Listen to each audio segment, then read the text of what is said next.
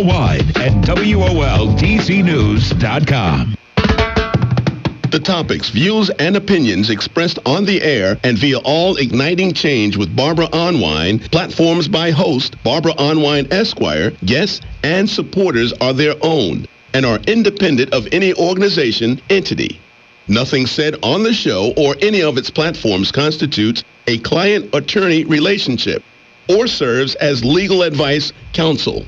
No liability, explicit or implied, shall be extended to Igniting Change, its platforms, or the show's host. The following program is paid for by Barbara Arnwine. It's time now for Igniting Change, a weekly provocative and empowering program where you, the listener, can ignite change. Now here's your host, Barbara Arnwine. Get up, stand up. Stand up for your right. Good afternoon to all of those on the East Coast. Good morning to everyone else throughout this mighty nation, from the Midwest to the mighty West Coast to the South, Deep South. We are so happy that you have joined our show today because we have one great show for you. You're going to love it. You're going to learn so much. And you're going to be moved to action because we have some amazing guests. My co-host, the mighty Daryl D. Jones, is not able to join us today. And I'm going to miss him during the show, but he's doing very, very important work. And hopefully, if he can, he will join. But I am prepared to bring you everything we got. And we are focused today on a very special subject, something you've heard us talk about for the last several shows, and we will keep talking about it until it's done. And that is the need for free DC. Free DC. All of these people running around now with guns, big old rifles, big old AR-15s, people are just, it's outrageous, all these checkpoints, all of the problems that are happening in D.C., people are afraid to come out of their doors. It's just insane. And so we're going to talk about free D.C. We're going to also talk about hands off our history. Yes, hands off our history. Hands off the Blacksonian. Hands off the Smithsonian. Hands off. There's no need for all of this wreckage and whitewashing of our history that is occurring, and we have some great guests who are going to help to elucidate these subjects. We're also going to contextualize all of this in the context of President Trump's rising racist authoritarianism and the new U.S. polling data on anti-black racism. So we got a lot to cover. Whoa! So let me start by introducing our mighty guest that we have with us. Our first guest is she's to us again from her wonderful work that she's done over time. She is now the new head of the Association for the Study of African American Life and History, ASALH, the immediate past president of the National Women's Studies Association, the executive director of the Carson Institute for Race, Peace, and Social Justice. She's a professor of communications for African and African American Studies at Loyola University, Maryland. She's the host of Today with Dr. Kaye of WEAA 88.9 FM, and she is an amazing leader and advocate, somebody I really love working with in this entrenched battle for our rights. I am happy to welcome to the show Dr. Karsonya Kaye Whitehead. Hey, Dr. Kaye. Hey, Barbara Arnwine. As always, it is a pleasure to be in the struggle with you, knowing that in this good green earth, we got good people everywhere being both gardeners and warriors. So I'm happy to be in the fight with you. Well, you are amazing, and talking about a warrior princess, a warrior queen, you do not hesitate. And talking about warrior queens, I got the next guest to introduce, and that is the mighty, renowned civil rights attorney, reparations advocate, professor of law emeritus for the University of Arkansas. She at Little Rock.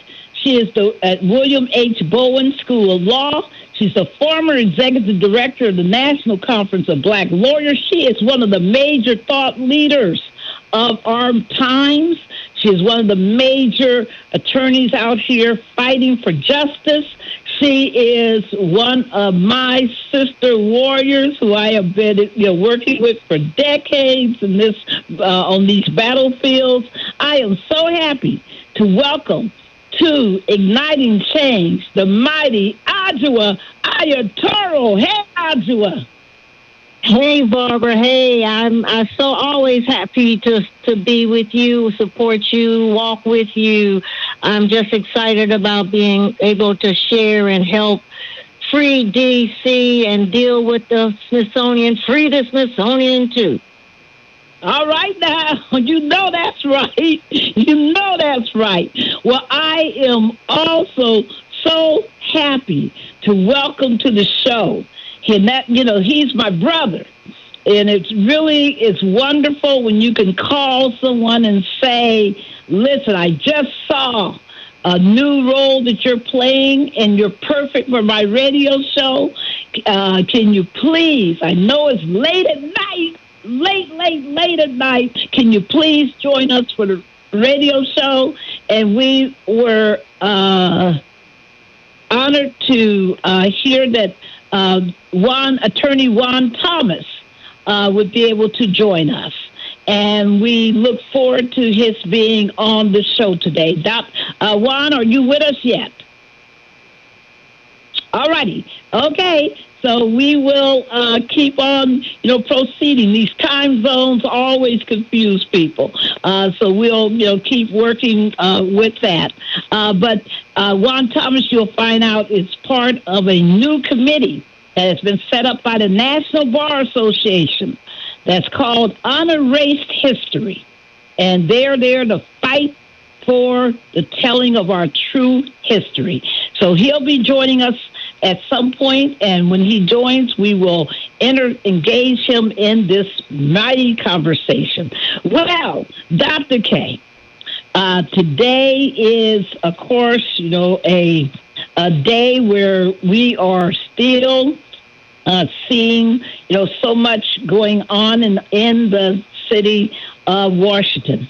And those of us who are, in Washington, D.C., we are bemused, confused, and pissed off that there's this big lie being told about rampant crime, and and they portray the city, like it's some kind of cesspool. It's just ridiculous.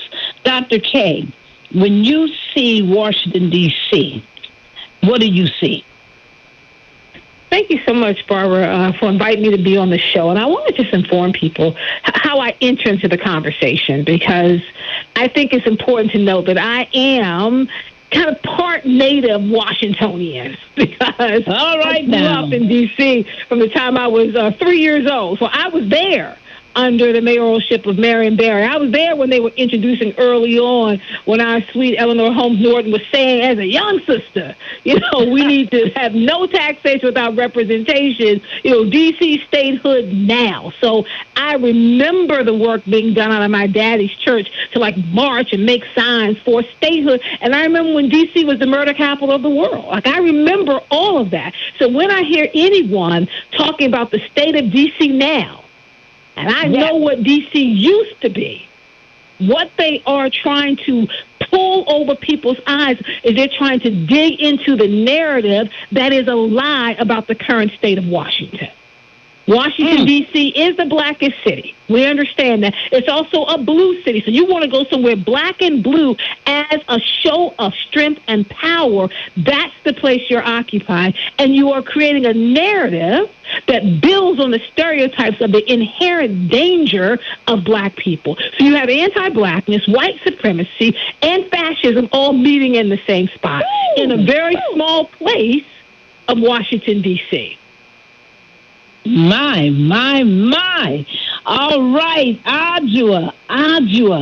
As we are holding our show today, we have hundreds of troops marching around in D.C. They look so terrible. They look so lost. They're so embarrassed. People try to take pictures. Sometimes when people are trying to take pictures of them, they turn around and walk away as fast as they can because they know that there's just something wrong with this mission, and they're very itchy. They don't know where they are. These are people from South Carolina? Come on, you guys. Mississippi? Are you kidding me? Alabama, Ohio, West Virginia. Folks that don't know black folks, ain't been around black folks. You see, they are not trained to be police. They don't know what they're doing, but they're out there with guns. Adjoa, why is the assertion by President Trump that he is seeking to wipe out crime, savagery, filth, and scum? Why is this assertion so wrong? Well, the assertion is wrong, and as Dr. Kaye talked about, it's all based on racism, it's based on fascism, it's based on an attempt to assert power and control black voices, black community. But, if we look at it, it's also politically. She talked about the blue states. Well, let's look at what's going on. First of all, the lies that he's telling about the crime, and he wants to address the crime and violence in D.C. in the face of the data that shows that in our resolution, the NCBO and D.C. chapter issued a resolution. In our statement, it says, and I'll read the short paragraph, official statistics from D.C. Metropolitan Police Department indicate that violent crime has declined over the past 2 years, including a 26% reduction in the current year. And the U.S. Attorney's Office for the District of Columbia reported in January 2025 that overall crime in the district is at a 30-year low. Let's go a little further. We had programs yesterday on national news programs that covered the hypocrisy. You talked about Ohio, West Virginia. Let's look at the data. 2,000 National Guard are the number that we have that are in D.C. now. Half of them are from D.C. The other half come from 6 states, all Republican. Ohio, West Virginia, South Carolina, Mississippi, and Louisiana. There's 10 cities in these states that have a higher violent crime rate than D.C. And, I can give you those names, but this is not just about crime. This is about power. This is about exerting power and attempting to push over states that are not led by Republicans and in cities that are not Republican-led. This is also, they talk about they're going into Chicago. They're going to go into Baltimore. These are also cities that are, including D.C., that are black-led. So we have a mixture of the awful motivation of attempting to topple and control black-led democratic cities. And the governors, and the people who looked at the news yesterday saw the stand-up of the governor from Illinois saying, you better watch it. Now, he ain't black. At least he don't look black. I don't know. You're not taught my students. You can't tell from phenotype. But anyway. But he's saying, So he's standing up. He's standing up and standing behind Chicago. He was in Chicago when he said it. So this is an awful race political approach to take over, and it's scary. As you pointed out, Barbara, it's scary because you've got people, National Guard, that they don't know nothing about dealing with black people and inner city people, but